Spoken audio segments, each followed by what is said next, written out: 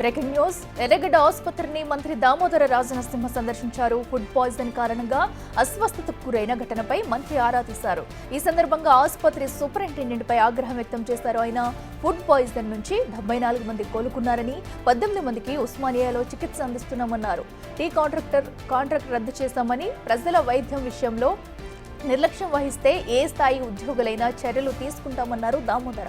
ఘటనపై పూర్తి స్థాయి విచారణ చేపడుతున్నామన్నారు మంత్రి దామోదర రాజనరసింహ.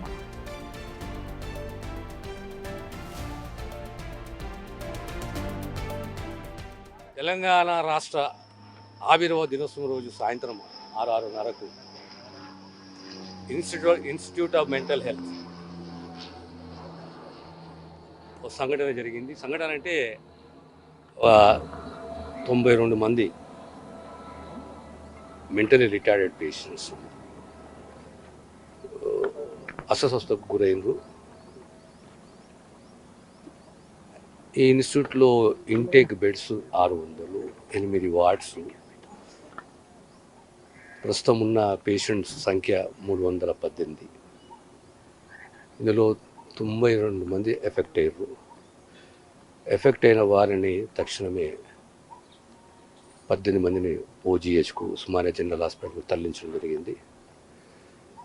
74 మందిని ప్రత్యేకంగా ఉస్మానియా జనరల్ హాస్పిటల్ టీమ్సే కానీ, గాంధీ హాస్పిటల్ టీమ్సే కానీ, వైద్య విధాన పరిస్థితికి సంబంధించిన వైద్య సేవకులే కానీ, డాక్టర్సే కానీ, ఇలా ఒక 6 బృందాలుగా ఏర్పాటు చేసి స్పెషల్ కేర్ తీసుకోవాలి విధంగా నిర్ణయం తీసుకొని ఈ 74 మంది అండర్ ట్రీట్మెంట్ ఉన్నారు. ఇప్పుడు స్టేబుల్ ఉన్నారు. ఇంకో 1-2 డేస్లో వాళ్ళు నార్మల్సీకి వస్తారని ఆశిస్తున్నాము. అంత పెద్ద సీరియస్నెస్ లేదు. ఇక 18 మంది పేషెంట్స్ అయితే ఉస్మానియా జనరల్ హాస్పిటల్లో అడ్మిట్ అయ్యారు. వాళ్ళు కూడా స్టేబుల్గా ఉన్నారు. Maybe another 1 or 2 days time they will be discharged. ప్రధాన కారణం ఏంది అనేది మేము ఆ డిఎంఈని ప్రోబ్ చేయమని చెప్పాం. What must be the reason అని చెప్తే, ఆ రీజన్ ఒకటి డైట్ లేదా వాటర్ కంటామినేషన్, రెండు ఏదో ఒకటి ప్రధాన రీజన్ ఉంటుంది. సో వాటర్ టెస్టింగ్ చేయిస్తే ఆల్మోస్ట్ 95% కంటామినేషన్ లేదు, పొల్యూషన్ లేదు.